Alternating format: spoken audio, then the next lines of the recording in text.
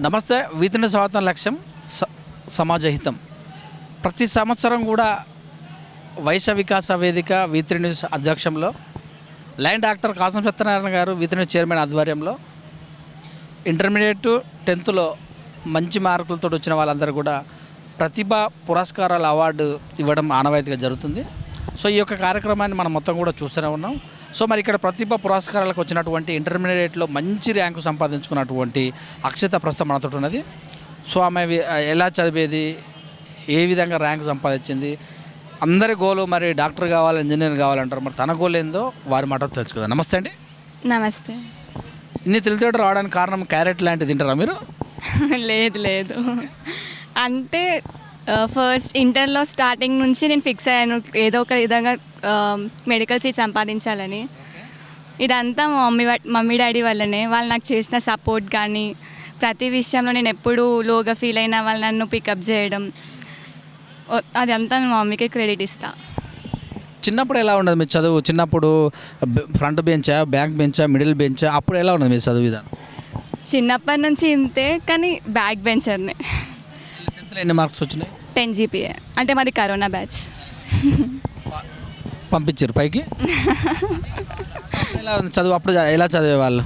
అప్పుడు కూడా నేను 10 GPA వస్తుందని ఫిక్స్ అయినా, బట్ అనుకోకుండా వాళ్ళు కరోనా పాస్ చేసేసరికి కొంచెం బాధ అనిపించింది, బట్ ఇట్స్ ఓకే.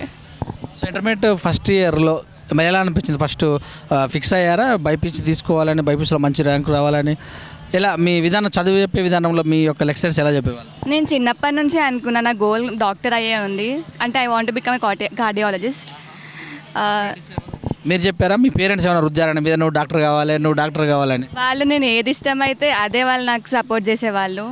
ఇప్పుడు వేరే నాది ఏ డెసిషన్ అయినా వాళ్ళు నాకు సపోర్ట్ చేస్తారని నేను అనుకుంటున్నాను. డాక్టర్ కావాలనుకున్నారు? సమాజంలో మంచి గౌరవం ఉంటుందనా, లేకపోతే బాగా సంపాదించవచ్చానా, సేవ చేయాలని? ఫస్ట్ నా కాళ్ళ మీద నేను నిల్చోవాలనుకున్నా. నాకు ఒక స్పెషల్ ఐడెంటిటీ కావాలి, అది డాక్టర్లో దొరుకుతుందని నేను అనుకుంటున్నా. అండ్ అందరికీ ఒక లైఫ్ ఇవ్వడంలో ఒక మంచి ఫీలింగ్ ఉంటుంది, నాకు అది కావాలి. ఎవరు చెప్పారు? ఏదన్నా సినిమాలో చూడటమా, లేకపోతే టీచర్స్ చెప్తుంటారా, లేకపోతే మీ కుటుంబంలో ఎవరైనా ఉన్నారా అలాగా?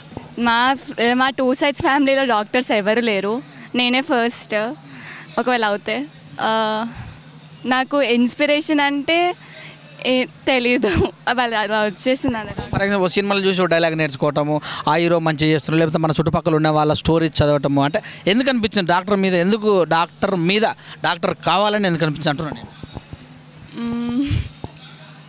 అంటే ఎప్పుడైనా హాస్పిటల్కి వెళ్ళినప్పుడు జనరల్గా ఏదైనా ఆపరేషన్ సక్సెస్ఫుల్ అయిందనుకోండి, ఒక పేషెంట్ వాళ్ళు చేసే వాళ్ళు చూపించే గ్రాటిట్యూడ్ కానీ ఏదైనా అదొక లైఫ్ ఇస్తుంది మనకి.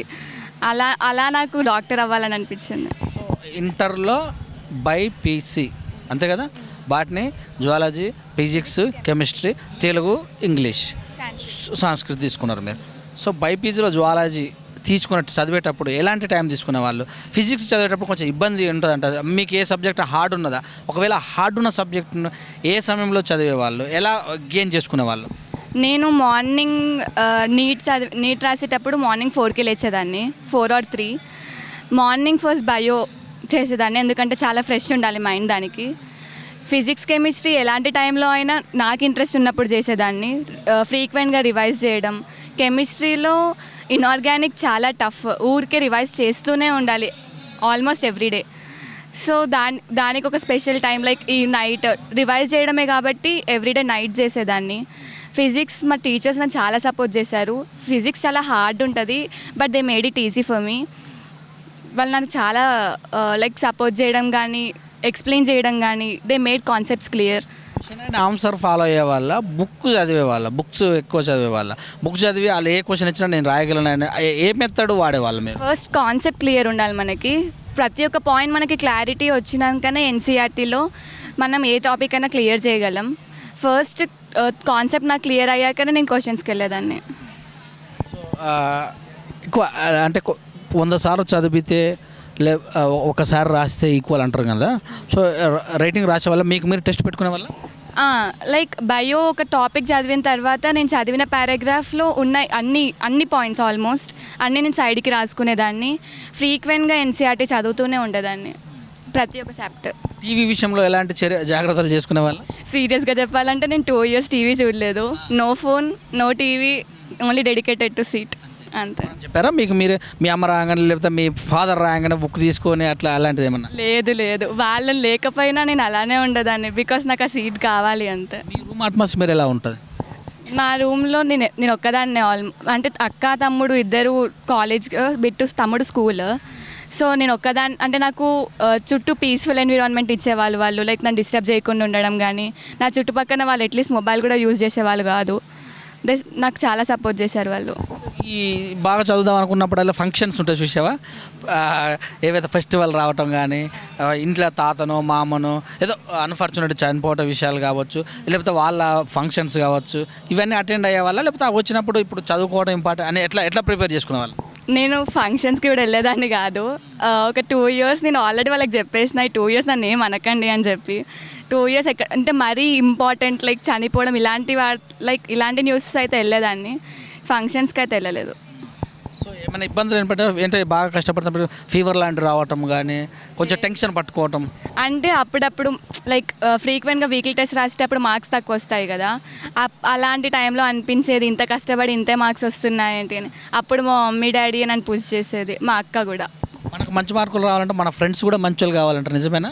అవును, ఫ్రెండ్స్ వాళ్ళు చుట్టూ చదివే వాళ్ళు ఉంటేనే మనం కూడా అవును వీళ్ళలా చదవాలి, మనకు తెలియని కొత్త పాయింట్స్ వాళ్ళు చెప్తారు, మనకు వచ్చినవి వాళ్ళు చెప్తాం. చాలా ఫ్రెండ్లీ ఎన్విరాన్మెంట్ ఉండేది నాకు. మా క్లాస్ అంటే సెక్షన్స్ డివైడ్ చేస్తారు కదా, బెస్ట్ బ్యాచ్ అట్లా. సో మాది ఫస్ట్ బ్యాచ్ అనమాట. సో మా చుట్టూ మొత్తం చదివే ఎన్విరాన్మెంట్ అలానే ఉండేది. వొకేషనల్ నాలెడ్జ్ అనుకోవచ్చా మిమ్మల్ని, లేకపోతే థియరిటికల్ ఆర్ ప్రాక్టికల్, ఈ రెండింటిలో ఏం తీసుకుంటారు మీరు? బైపీసీకి అయితే థియరిటికల్ కావాలి, ప్రాక్టికల్ కావాలి. కానీ ఇంటర్లో థియరిటికల్ కావాలి, ఎంబీబీఎస్లో ప్రాక్టికల్ కావాలి. సో చివరిగా ప్రశ్న చూసుకుంటే, ఈ ఇంటర్మీడియట్ చదివేటప్పుడు చాలామంది కూడా కన్ఫ్యూజన్లో ఉంటారు. అంటే కొంచెం అఫెక్షన్ అవన్నీ. సో వీటన్నిటికి ఎలా దూరం ఉండేవాళ్ళు మీరు? అదంతా సపోర్ట్ వల్లనే. ఎందుకంటే నేను చదవను అని ఫంక్షన్స్కి రాను అని చెప్పుంటే జనరల్గా ఎవరైనా పేరెంట్స్ ఫోర్స్ చేస్తారు కదా, దీనికి కూడా రావా అని చెప్పి. నాకు అలాంటివి ఏమి ఉండకపోతుండే, లైక్ వాళ్ళు నీ ఇష్టం ప్రతిదీ నాకు వదిలేసేవాళ్ళు.